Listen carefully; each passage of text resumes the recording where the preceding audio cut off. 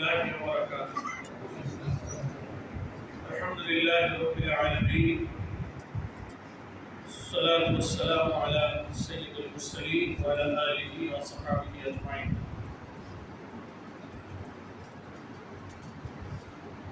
আপনারা শুনলেন যে মাইয়ের মরহুমা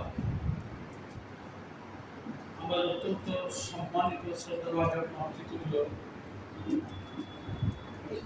আমার রাবেয়া খানম প্রায় ৯০ বছর বয়স পর্যন্ত আল্লাহ তাআলা দিয়েছিলেন। গতকাল সকালে আল্লাহ তাআলা সাহায্যে চলে গেছেন। ইন্না লিল্লাহি ওয়া ইন্না ইলাইহি রাজিউন। ওনার বড় ছেলে মাহমুদ ভাই আমাদের এই মহল্লারই মানুষ জানেন, মাসুদ, মিলিয়ার এবং কাশ্মীর, এরা ৩ ভাই, বোন আছে ৫ জন। আমার অনেকেই আপনারা আমার চেনা জানা পরিচিত। খুলনায় খালাম্মার বাড়িতে আমার ছাত্র জীবনের শেষ দিনগুলো, আমার মাস্টার্স অনার্স একেবারে পারিবারিক পরিবেশের পরিবারের সদস্যগুলো আমার কাছে ছিল। সে স্মৃতিগুলো আমাকে প্রায় আমার এই জীবনে আমি আপ্লুত করে। নিজের সন্তানের মধ্যে আমার খাওয়া, লেখাপড়া, আমার ঘুম, আমার বিশ্রাম তদন্ত করতেন। আমার বাসায় নিয়ে গিয়েছেন, আমার বিবাহে জন্য দিয়েছেন। ওনার যিনি স্বামী অর্থাৎ মহবুবের আব্বা, সবার সর্বজন শ্রদ্ধ বাংলাদেশের একজন বরেণ্য আলেম, আন্তর্জাতিক পর্যায়ে বিশ্ববরেণ্য আলেমের দিন ছিলেন হযরত মাওলানা শাইখুল হাদিস মাওলানা আবুল কালাম মোহাম্মদ ইউসুফ। তিনি অনেক গ্রন্থ প্রণেতা, বাংলাদেশ জামাত ইসলামীর তিনি কিন্তু নায়েবে আমির ছিলেন। আজকে এখানে উপস্থিত আছেন মাননীয় সংসদ সদস্য, বাংলাদেশ জামাত ইসলামীর একজন নায়েবে আমির অধ্যাপক মুজিবুর রহমান, আর অনেক ইসলামী আন্দোলনের দায়িত্বশীল নেতৃবৃন্দ এখানে আছেন। মসজিদে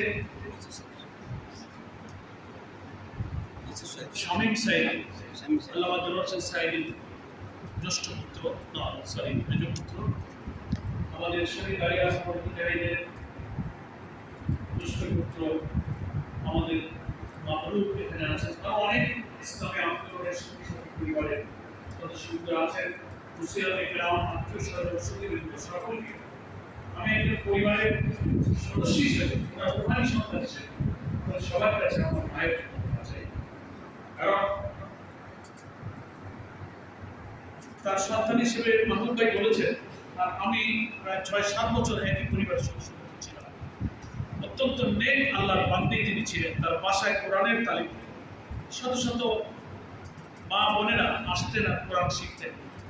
ধানমন্ডিতের বাসায় শুনলেন, সেখানেও আমি গিয়েছি। এখানেও যতদিন তিনি সুস্থ ছিলেন, দায়ী আল্লাহ হিসেবে একামত দ্বীনের মহান দাওয়াত তিনি গরিব দুঃখী মহিলাদের, মহল্লাদের কার খাদ্যের কষ্ট, কাপড়ের কষ্ট, অসুস্থ, চিকিৎসা, মহিলা হিসেবে ঘরের মধ্যে তিনি যতটুকু করেছেন। এই জন্য আমি আপনাদের সবার কাছে দোয়া চাই, আমাদের এই ভাবি আব্বাকে ৯০ বছর বয়সের এই হায়াতে মানবীয় ভুল ত্রুটি আমরা কেউই নেই। আল্লাহ তাআলা যেন তার নেক আমলগুলোর বিনিময়ে তার গুনাহগুলোকে আল্লাহ তাআলা মাফ করে দেন এবং তাকে জান্নাতুল ফেরদৌসের উচ্চ মাকাম দান আমিন। বাংলাদেশ জামাত ইসলামীর সম্মানিত আমির, জাতীয় সংসদের বিরোধী দলীয় নেতা ডক্টর শফিকুর রহমান, তিনি সিলেট সফরে আছেন।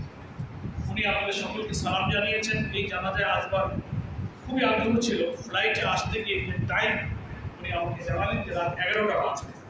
অনুরোধ করছি যে 11টা পর্যন্ত অপেক্ষা করার জন্যই। আপনার এমনিতেই তো পাসপোর্টের আসতে দেরি হয়েছে, একটু বিলম্ব হয়েছে। আপনাদের সবার কাছে উনি দোয়া চেয়েছেন এবং খেলার মাধ্যমে তিনি দোয়া করেছেন। আসতে না পারার জন্য তিনি আফসোস ব্যক্ত করেছেন।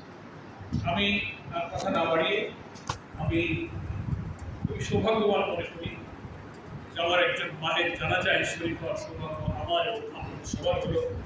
এটা আল্লাহ তাআলার শুকরিয়া, মেহরবানি ছাড়া হয় না যে কোনো নেক বান্দা বান্দির জানাজায় শরীক হতে পারা। এটাও কিন্তু আল্লাহ তাআলার কাছে মেহরবানি। আমরা সবাই চলে যাব, জানাজা কোথায় কার ভাগ্যে কখন আছে আমরা জানি না। আমাদের যাওয়াটা যেন ওইভাবেই হয়। এই যে আজকে এশার নামাজের দ্বিতীয় রাকাতে যে কিরাতের অংশটা পড়া হয়েছে, ইয়া আইয়ুহাল্লাযীনা ইয়া আইয়্যাতুহান নাফসুল মুতমাইন্না ইরজিই ইলা রাব্বিকা রাদিয়াতান মারদিয়া ফাদখুলি ফি ইবাদি এই হচ্ছে শেষ যেন আল্লাহ আমার উপরে সন্তুষ্ট, আমিও আল্লাহর উপরে খুশি, এভাবেই আমরা রবের কাছে চলে যেতে পারি। আত্মাটা যেন আমাদের প্রশান্ত আত্মা ছেড়ে যেতে পারে, আমরা সবাই যেন আমাদের পরকালীন জীবনে সেই নেক সৌভাগ্য আমরা লাভ করতে পারি।